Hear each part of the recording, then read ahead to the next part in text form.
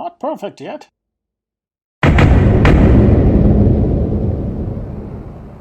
So basically, Two Beard Gaming has given out a bit of a thing when it comes to the top, well, your favorite Sega moment, or pretty much for Sega's 60th birthday. For myself, though, oh, there are way too many moments. If I was going to include the Naomi board, there'd be way more. So, but I'll keep it to maybe about five of them, top five. So this is my top five. Personally, definitely Virtual Cop, because for me that was the first of the light gun 3D shooters. That gun itself was big as hell, but it was nice. It was just, you just felt the load. It was really cool, especially how it was with the game itself. I mean, you had those clown car type moments. You're like, okay, how many more people are going to come out of this damn car? It's like, oh, what? So-and-so came out. That guy came out. That guy also came out, and that guy came out too. Oh my god. Yeah, that was crazy, man. I couldn't even believe that when that happened. I just didn't. My mind wasn't here. My mind was like, oh, whoa, wait, what? But yeah, the technology for that was incredible. So that was something. Oh, I'd have to also give it to Virtua Fighter as well. Virtua Fighter, the original as well as the remix. But 3D fighting games, they were getting their cherry popped off in the 90s. I mean, you got some stuff that was looking closer and more similar to what Reboot looked like, but not to that level because the rendering was different. So the shading and all of that, it was on a different level. But when they got the remix out, the remix looked a little bit more polished. It kind of looked, like, I'll be honest, it looked a little bit better than Virtua Fighter 2. Just a smidgen better. I mean, Virtua Fighter 2, I've had a lot more memories of it in the arcades. But, man, it was a classic nonetheless. I definitely liked what was going on there. And shoutouts to AM Team number 2. It was spectacular. Virtua Fighter to me will always be the chess game of 3D fighting, and nothing can replace that. Nothing. No damn way. No damn way. Shining Force.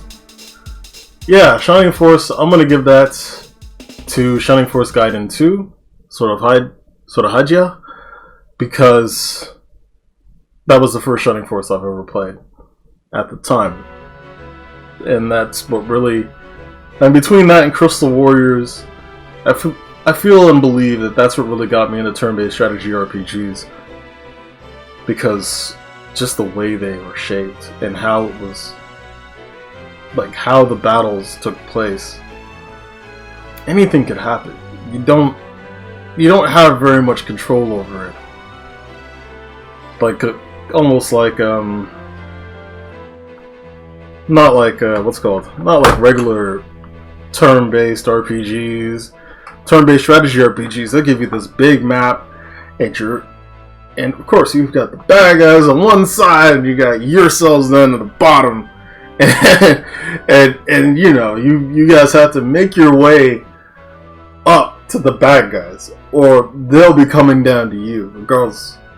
I mean, depending on how it goes, and sometimes the fun parts about that is, like, you can get the enemies into some really peculiar things, which would be more expressed in later additions to turn-based strategy RPGs like Tactics Ogre and Final Fantasy Tactics, and also Front Mission 3. So, man, I mean, and I didn't even know it was actually a part of Shining Force CD until later on. You know, one of my favorite parts, Cyan yelling at that magician, "I'll break your neck!" It's like, oh, dude, he's a magician. You touch him, he's already burning you in half, man. What the fuck? So you can rip you down for like 2 seconds. He just look at you, gone, out, peace out, guy. Bye. Yeah, that was one of my favorites as well. How much am I on? I'm on 3, right? Okay, so Shenmue is definitely up there for one of my favorite experiences on the system itself. Well, on Sega itself, on Sega's run. Due to the fact that there wasn't anything like it at the time. Like, open world games had a certain charm to them. Some open world games did it a lot better than others, despite what was happening. You couldn't... Like, with Shenmue itself, it's a tale about revenge, traveling, understanding oneself, and their relation to martial arts. And when I was a kid, I used to take Taekwondo. Like every other kid, probably. Like, get a martial art. You either stick with it or you forget it, and everything just goes away, and you just live happily ever after. You don't have to go back to martial arts. But on a tight level, though, I don't think... I mean, I do think that Shenmue was definitely up there in terms of graphical prowess and what the system could do itself for the Dreamcast. I believe that 2 really pushed it compared to the first one. So, of course, I mean, you're looking at a bunch of different scenes. Shenmue was always about exploration. It was all about looking at how beautiful everything was in its wake. You don't... Like, Shenmue isn't something you just run and done. Like, you can run and done it, it won't take you very long. Maybe it'll take you, like, what, 2 hours, maybe? I think 2 hours was the biggest one for 2. I guess when you really understand the game itself, you're not really just saying to yourself, okay, I'm just gonna run through it and be done. It's more, okay, well, it's not a run and done game. It's you talk to people, you ask questions, you figure out where things are. You can just go to the fortune teller and pay her ass to tell you everything you need to know. That would be a good way. But Shenmue itself is all about the experience. I remember when I first explained it to somebody. All I can say was, it's like real life. Oh, but Ryo doesn't piss, he doesn't shit, he doesn't... We barely see him eat. He drinks a Coke, good. And then he's done. That's all we get. It really made me feel different about the system. No, I'm not referencing a viral video. I'm just saying, Shenmue is an experience that everyone should experience at least once. You don't get any realer than that with Shenmue. You don't get as real as that with Shenmue. You must immerse yourself into it and take your time. Talk to everybody. I mean, some of the character models are not the best, especially when you go on to other characters or other people for standing. It's more, okay, well, we'll just take this model and edit it a little bit compared to the cartoon looks of what's going on with 3. There was more of a direction to it. But I guess that's probably because of big budgeting. But, you know, whatever. It's one of the most expensively made games in history, by the way. The series itself, probably way worse. But, man, so many times. So many times. And I think the one that will round it all off, Phantasy Star Online. Oh, man. Phantasy Star Online.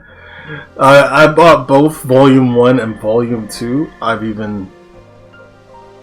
don't think I even got to Ultimate in Volume 2 because my cousin, he came over and he always, can I play your game? Can I play your game? And to be perfectly honest, I've done that too to family members and friends and family. So, with all respects, I mean, you don't, I guess it's something that we do. Phantasy Star Online, even though I didn't play it online until a little later on, I went back to Phantasy Star Online several times in my wake, and each time it didn't feel like there was a difference. It didn't feel like things are being missed. It just felt like coming back to an old friend. That feeling you get, that warm, toasty feeling of familiarity. There was such an understanding that you couldn't feel. Like, even though I didn't play it online until later, like for Blue Burst or episode 1 and 2, like going into those, like even after I did that, like when I actually did get online with it, it felt like the game was way different. You know, especially when you've got all 4 people in there, because it's an online RPG. It's not an MMORPG, it's an online RPG. And in an online RPG, you have a HUD. You probably have like a lobby HUD, and then you have your own. Like once you get out the lobby HUD, then after you go down into the city, quote unquote, and then after that you choose where you want to go from there. You can either do a quest, you can do some dungeon runs, and that was always the fun part. Like when you did dungeon runs, so many things. The Sinnoh beats, yeah, fuck these guys, we don't need them. Hey, doing that ninja stuff coming from the ground, like what the hell? Hey, and he just starts. He jumps over and he's just whooping your ass, and then he's like, you know what? I don't gotta do anything because ninja. And then there's like 5 or 20 of them show up, and they're busy just trying to beat the crap out of you. Oh man, oh I hated those guys. I hated them so much. They were such a pain in the ass. But man, when you go through the entire game itself, even just soloing all the dungeons, you just, I don't know.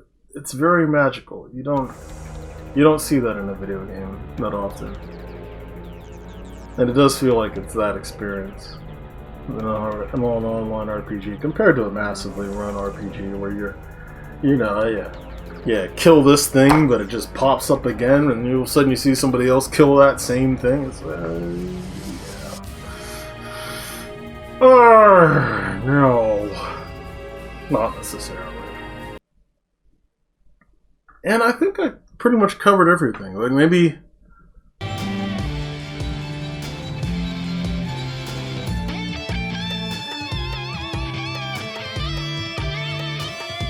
dude, he's a magician. You touch him, he's already burning you in half, man. What the fuck?